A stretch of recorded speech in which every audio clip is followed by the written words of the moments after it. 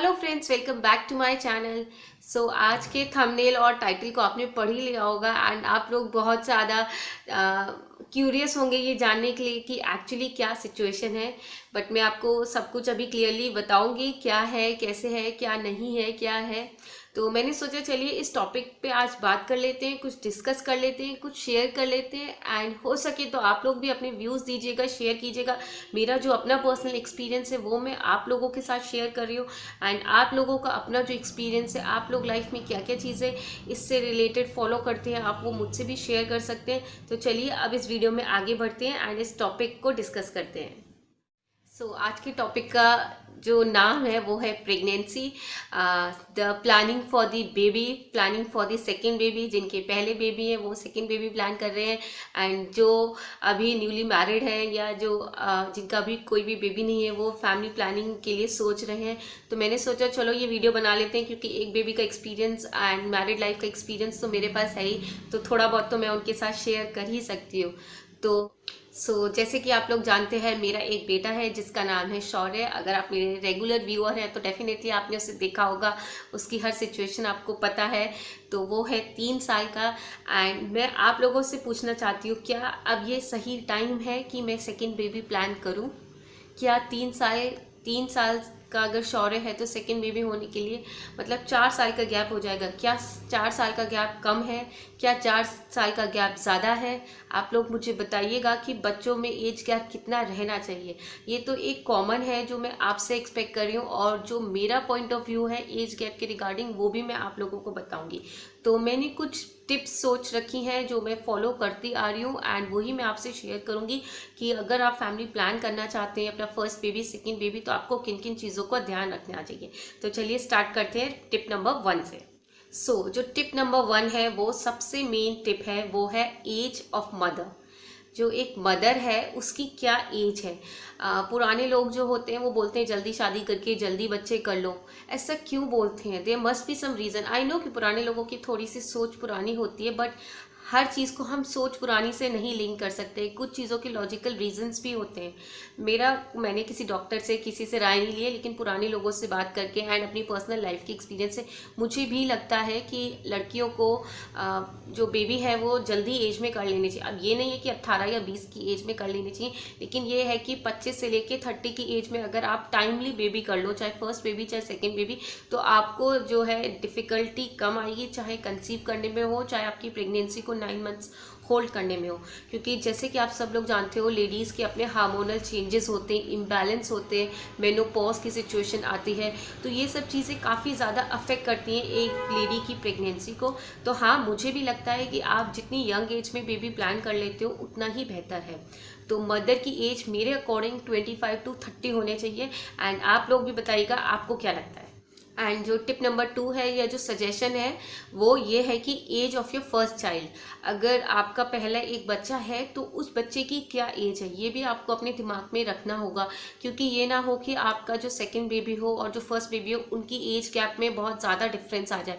क्योंकि जब बच्चों में ज़्यादा एज गैप हो जाती है तो आपके लिए उनको संभालना भी दिक्कत होता है और उन दोनों को आपस में एक बॉन्ड बनाने में भी दिक्कत आती है। पुराने लोग तो 3-4 साल में ही 2-3 बच्चे कर लेते थे, लेकिन आजकल की ना ही मदर्स उस चीज़ में फेवर करती हैं एंड ना ही उनके लिए पॉसिबल हो पाता है। क्योंकि पहले के बच्चे जिस तरह से पलते थे उस तरह के बच्चे अब नहीं पलते हैं। आपको पूरा ध्यान देना पड़ता है, अपना फर्स्ट चाइल्ड हो, सेकंड चाइल्ड हो, थर्ड चाइल्ड हो, तो उस हिसाब से आपको एक बैलेंस बिठाना होगा अपने first baby and second baby की एजेस में। ये ना हो कि कुछ पेरेंट्स हैं जो वर्किंग हैं, उन्हें वापस अपनी जॉब पे लौटना है तो वो सोचते हैं जल्दी जल्दी बेबी करके निपटा दो। एंड कुछ हमारे फिल्म स्टार्स हैं, कुछ टीवी एक्ट्रेसेस हैं जिन्होंने 3 साल में ही 2 बच्चे कर लिए क्योंकि उनको अपने करियर में वापस जाना है। तो उन्होंने सोचा होगा कि एक ही बार में अपनी बॉडी का शेप बिगाड़ते हैं या एक ही बार में फैमिली प्लानिंग को टाइम देते हैं, इस तरह से लिया जाता है। क्योंकि उन लोगों के पास सिचुएशन अलग होती है, उनको बच्चे संभालने के लिए ओनली दी मदर नहीं होती है, there are many other hands also. But जहाँ पे सिंगल हैंडेड एक मदर को ही संभालना होता है, वहाँ वो मदर हर तरह से सोचती है कि क्या वो इतने छोटे छोटे 2 बच्चों को साथ में संभाल पाएगी। तो मेरे हिसाब से मुझे लगता है 2 से 4 साल का गैप सही रहता है। अगर आपका फर्स्ट बेबी नॉर्मल है, आपको उससे कोई दिक्कत नहीं है, बच्चा आपको ज़्यादा परेशान नहीं करता है, एंड आपको लगता है कि जब अगर आप सेकेंड बेबी कंसीव करोगे तो आपको उतनी दिक्कत नहीं आएगी, तो आप 2 से 2.5 साल का गैप रख सकते हैं। लेकिन अगर आपको लगता है कि आपका फर्स्ट बेबी बहुत परेशान करता है, आपकी गोद में ज़्यादा रहता है, तो आपके लिए दिक्कत हो जाएगा, क्योंकि कंसीव करना एंड उसको होल्ड करना भी एक बहुत ही बड़ा चैलेंजिंग टास्क होता है। स्टार्टिंग के जो 3 मंथ्स होते हैं वो ही बहुत इंपॉर्टेंट होते हैं, क्योंकि कंसीव करने के बाद आपको उन 3 महीने बहुत ध्यान रखना होता है।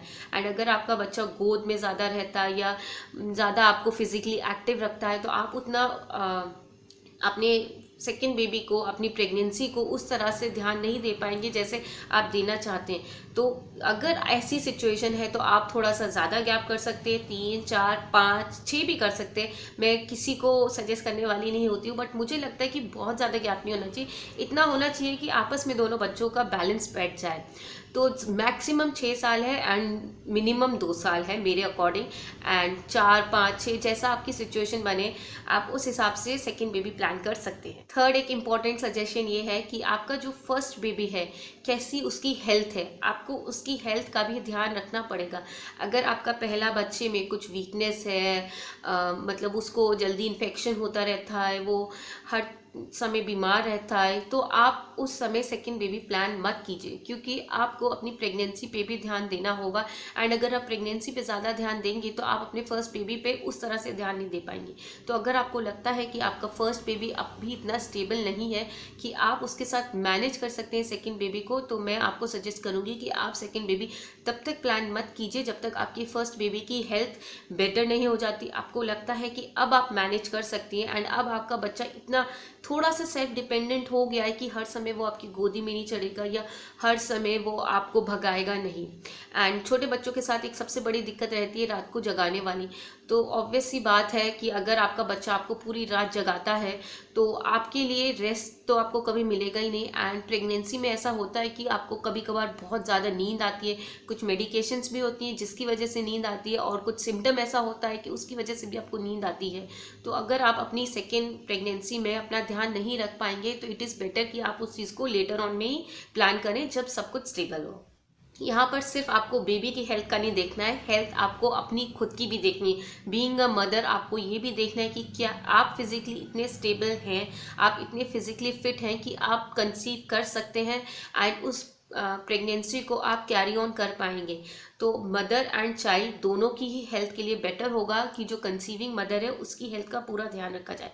मैं आपको अगर अपना पर्सनल एक्सपीरियंस बताऊं तो आप लोग जानते हैं कि मेरा शौर्य प्री मैच्योर बेबी है एंड उसके साथ मुझे बहुत ज़्यादा इशू रहता है हेल्थ का। यही रीज़न है कि मैंने अभी तक सेकेंड बेबी प्लान नहीं किया है। एंड जब तक मुझे ये नहीं लगेगा कि मैं शौर्य से थोड़ा कंफर्टेबल हूँ एंड शौर्य भी अपनी लाइफ में थोड़ा सा स्टेबल हो गया है, चीज़ों को समझने लगा है, तभी मैं सेकेंड बेबी प्लान करूँगी। तो ये हो गई शौर्य की हेल्थ को। और दूसरा, मुझे भी जब से शौर्य पैदा हुआ है, मैं एक भी रात ऐसी नहीं है जब मैं सोई हूँ तो आप देख सकते हैं मुझे कितने डार्क सर्कल्स हैं, क्योंकि एक रात में मैं 4 से 5 बार उठती हूँ। तो ये चीज़ भी एक बहुत ज़्यादा इफ़ेक्ट करती है एक वुमेन की लाइफ को। एंड पोस्ट डिलीवरी जो है आपका डिप्रेशन आप फेस करते हो, क्योंकि बेबी की जिम्मेदारी आ जाती है, ऊपर से आपके हेल्थ इश्यूज भी होते हैं। सेकेंडली, आपकी डिलीवरी किस तरह से हुई है ये भी इफेक्ट करता है कि आप कितने टाइम बाद अपनी सेकेंड प्रेगनेंसी कंसीव कर सकते हैं। अगर आपकी नॉर्मल डिलीवरी है तो डॉक्टर आपको 1-1.5 साल बाद अलाउ कर देता है, लेकिन अगर आपकी सी सेक्शन से डिलीवरी है तो डॉक्टर आपको 2 से 3 साल कम से कम गैप करने के लिए ज़रूर कहता है, क्योंकि स्टिचेस का जो इम्पैक्ट होता है उसको मतलब हील आउट होने में 2 से 3 साल लग जाते हैं। एंड अगर सब कुछ अच्छा रहता है तो ये भी पॉसिबल है कि जिनका फर्स्ट सी सेक्शन हुआ है उनका नेक्स्ट भी नॉर्मल हो सकता है। एंड अगर कुछ कॉम्प्लिकेशन आ जाती हैं तो फिर से सी सेक्शन होता है। तो ये सब छोटी छोटी चीज़ें हैं जो आपको ध्यान में रखनी है अगर आप एक बेबी को प्लान करना चाहते हैं। मैं हर चीज़ को प्रैक्टिकली सोचती हूँ एंड इसीलिए मैं ये सब चीज़ों को कंसिडर कर रही हूँ अपनी लाइफ में भी। एंड मैं चाहूँगी कोई और जो इस तरह की चीज़ों के लिए सोच रहा है वो भी प्रैक्टिकली हर चीज़ को समझे।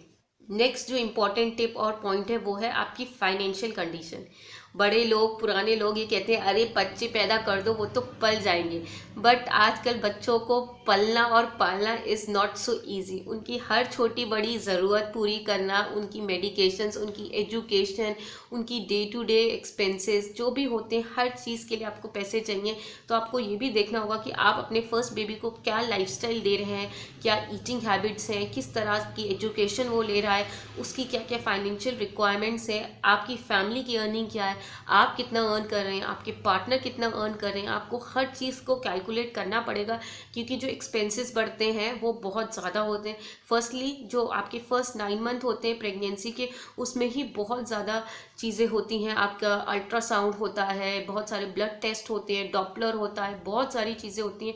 एंड मैंने पर्सनली हर एक चीज़ कराई थी डॉक्टर से, जो भी उन्होंने मुझे बोली थी। मैंने अपना फर्स्ट बेबी कंसीव करने से पहले बिफोर प्रेगनेंसी ही सारे टेस्ट करा लिए थे। वही मुझे 5 to 8 thousand के वो टेस्ट पड़े थे। तो अगर आप चाहते हैं कि आपकी प्रेगनेंसी में कोई कॉम्प्लिकेशन ना हो, अगर अनफॉर्चुनेटली अगर कोई बात हो जाती है, वो एक सेकेंडरी चीज़ है, बट अपनी तरफ से अगर आप थोड़ा सा सेफली चले तो आप कोशिश कीजिए कि डॉक्टर की कही हुई हर चीज़ मानिए। अगर वो आपको बोल रहा है कि कुछ टेस्ट आप पहले से करा लीजिए, तो वो आप ही के बेनिफिट के लिए हैं। इसीलिए मैंने भी कराया एंड मैं बाकी लोगों को भी सजेस्ट करूँगी।